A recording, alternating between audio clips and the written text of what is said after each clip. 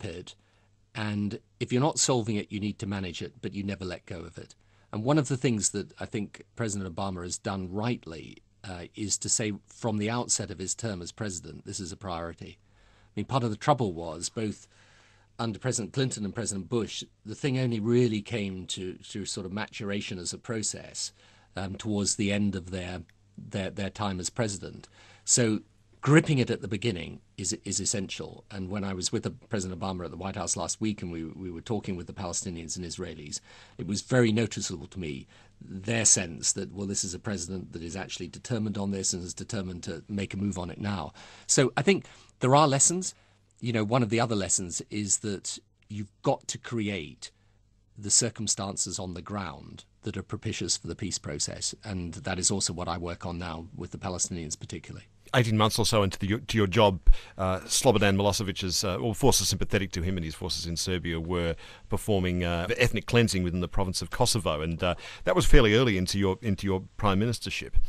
What made you want to act there? Previously, airstrikes had been considered or enacted, but you had the belief that there should be troops on the ground. What drove you forward to actually go so hard for that, Tony Blair, and to bring Bill Clinton on with you? I just felt that what was happening was an outrage, really. I mean, here was ethnic cleansing going on right on the doorstep of Europe, after all our history. You know, we'd failed to intervene in Bosnia in the early 1990s, and hundreds of thousands of people had died. And I could see the same thing about to happen again. And I just thought we cannot. I mean, quite apart from the moral consideration, I was sure that if we allowed this butchery to continue, then what would happen was that this would then spill over into a whole series of other disputes. And so I also thought there were very powerful reasons of self-interest for acting in this. But it was clear we were not going to make Milosevic back down unless we were prepared to commit to ground forces. And finally, Bill Clinton did so with tremendous courage, incidentally, because he didn't really have much support in Congress or amongst American people for this. But once he gave that signal, then Milosevic more or less collapsed. Were you getting advice at the time from your own people along the lines of Neville Chamberlain, this is a faraway country of which we know nothing? Well, there was a certain amount of that, yes, perfectly understandably. But you know, one of the things I think in today's world is that it is interdependent, and actually these types of disputes very rarely remain located in one country. So I think there were reasons of self-interest, but primarily I thought, you know, given the history of Europe in the Second World War, to allow this ethnic cleansing to continue would just be terrible.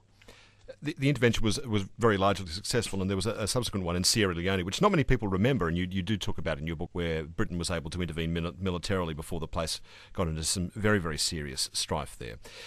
Did you come up with a kind of set of rules, if you like, of your own mind, a kind of doctrine for when it's right to intervene and when it's not right to intervene? Yes, I did in a way, and I set this out in a speech in Chicago, you know, towards the end of the 1990s, and I always had the view that, of course, you had to be incredibly careful doing this, and sometimes, you know, my ideas on these things are somewhat distorted, so that people think, you know, I was in favour of intervening everywhere. I'm not. But in Sierra Leone, for example, we were, you know, if you've seen the film Blood Diamond, then you will know what was happening in Sierra Leone at the time, and this was a situation in which a group of gangsters basically were going to take over the democracy of the country. We had the opportunity to send.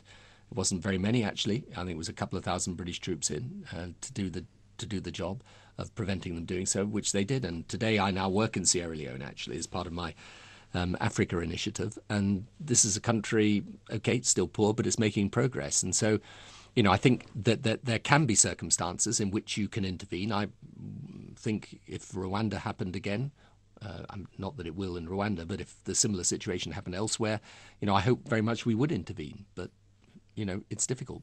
These are very difficult interventions to make.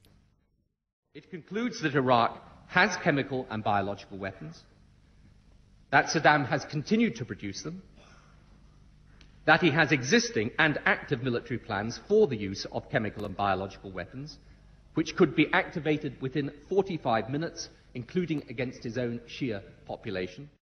Tony Blair, in 2002, reporting on intelligence that he'd seen on the threat posed by the then Iraqi president, Saddam Hussein. I spoke with Tony Blair on the release of his memoir called A Journey. Were you ever worried about the quality of the information that was being brought to you about the situation in Iraq?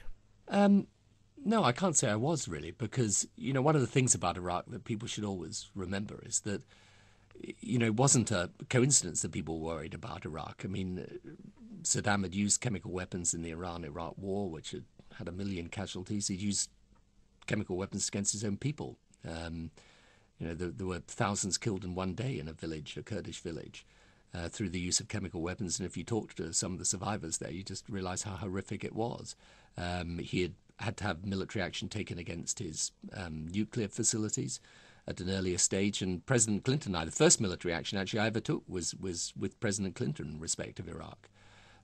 So it wasn't really surprising. And I think now that we see, what the Iraq Survey Group showed after the Iraq War ended, it's pretty obvious what happened, which is that he decided to get rid of the physical evidence, but retained both the intention and indeed the know-how. So I think, the faults in intelligence are now fairly easily explicable, but what actually went wrong in Iraq, and why it was then very, very challenging and very difficult, was not so much getting rid of Saddam, because that took 2 months, but what happened afterwards when these external forces, Al-Qaeda on the one hand, Iran on the other, came in to try and destabilize the situation. We know now, with the benefit of hindsight, that Colin Powell, former Secretary of State Colin Powell, had grave doubts about the intelligence, and that was one of the reasons why George Tenet sat behind him when he delivered the evidence that was given to him regarding Iraq to the United Nations. Were you aware of Colin Powell's doubts at the time about the quality of the intelligence given about weapons of mass destruction? No, but I should say that Colin himself would be the first to say, whatever doubts or questions there were, he didn't question the basic premise, which no one questioned, and that's why the UN resolution in November 2002 was unanimous, and that was predicated on the basis that Saddam had WMD because, as I say, he'd used them, he'd been in breach of UN resolutions, and he wasn't cooperating with the inspectors.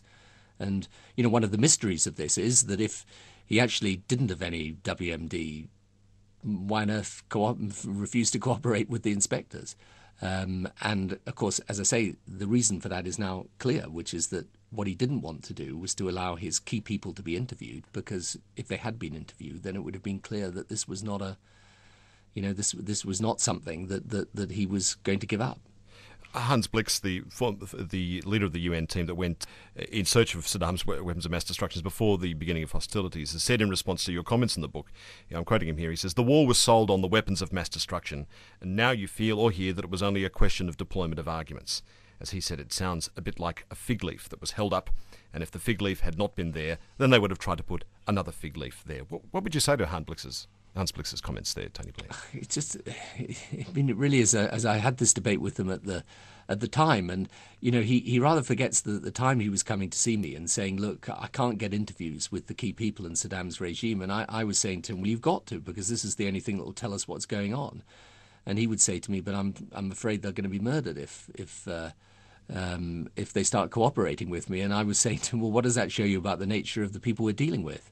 I mean, the issue, because you've got the same question in respect of Iran today, which is what makes these questions very difficult, and why I think it's so wrong if this whole debate is framed in a way of sort of lies versus truth. The fact is, after September the 11th, the whole calculus of risk for me changed completely on the WMD issue, because my view was that the people who killed 3,000 innocent civilians on one day in New York, if they could have killed 30,000 or 300,000, they would have. And therefore,